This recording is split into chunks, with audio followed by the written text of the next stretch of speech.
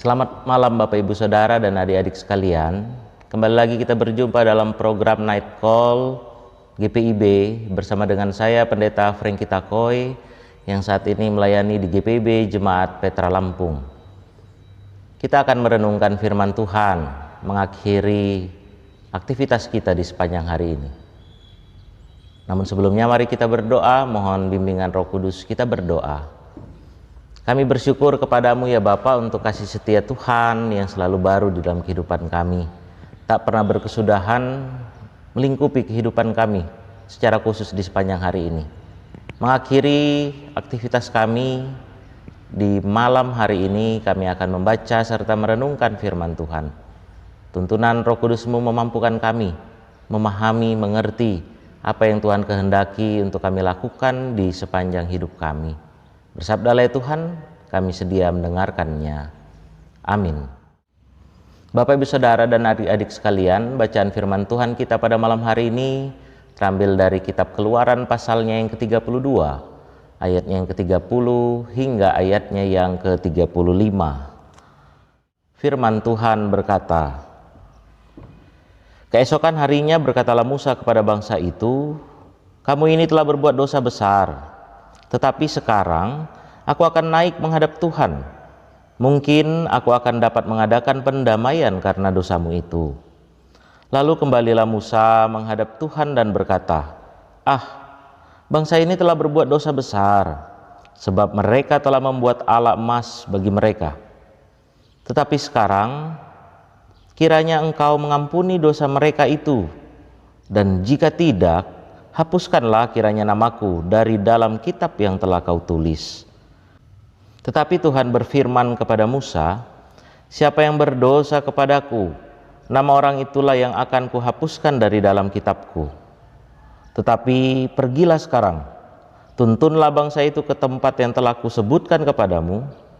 Akan berjalan malaikatku di depanmu, tetapi pada hari pembalasanku, aku akan membalaskan dosa mereka kepada mereka.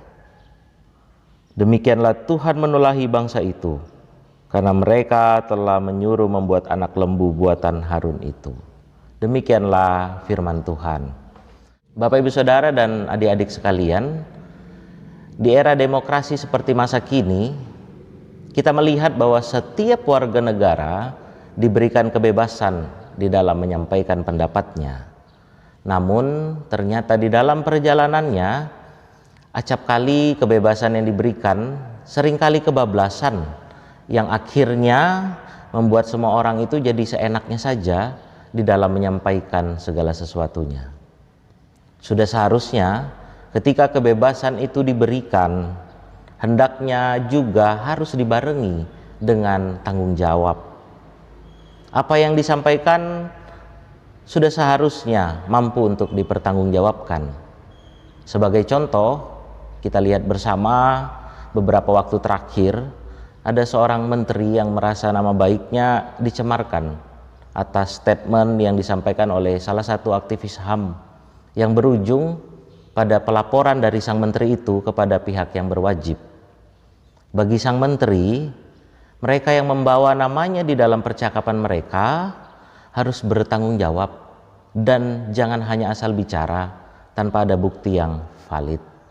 Bapak Ibu Saudara dan adik-adik sekalian, bagian firman Tuhan yang kita baca dan renungkan bersama untuk malam hari ini juga mengangkat tentang bagaimana bangsa Israel harus bertanggung jawab akan apa yang sudah mereka lakukan kepada Tuhan.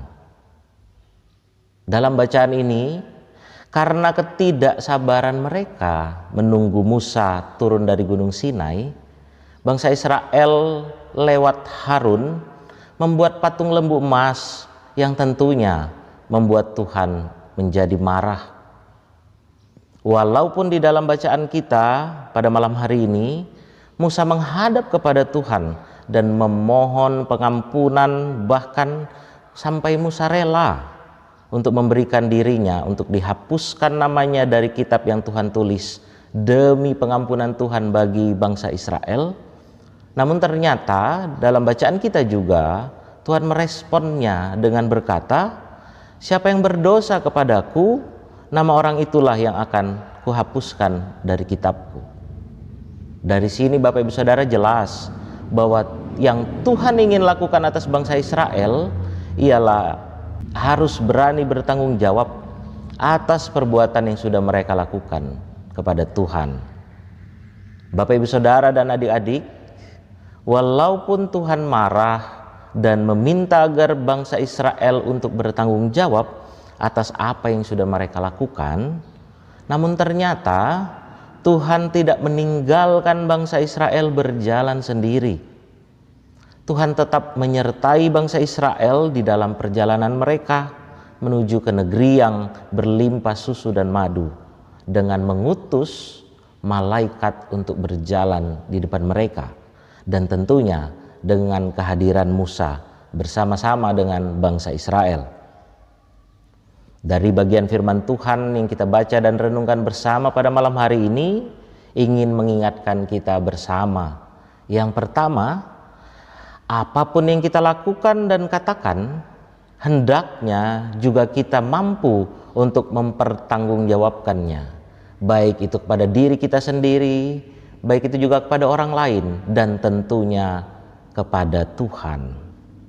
Yang kedua, Bapak Ibu Saudara, walaupun di dalam kembara hidup kita seringkali kita mendukakan hati Tuhan, namun yakin dan percayalah bahwa Tuhan akan selalu menyertai dan tidak akan meninggalkan kita untuk berjuang seorang diri.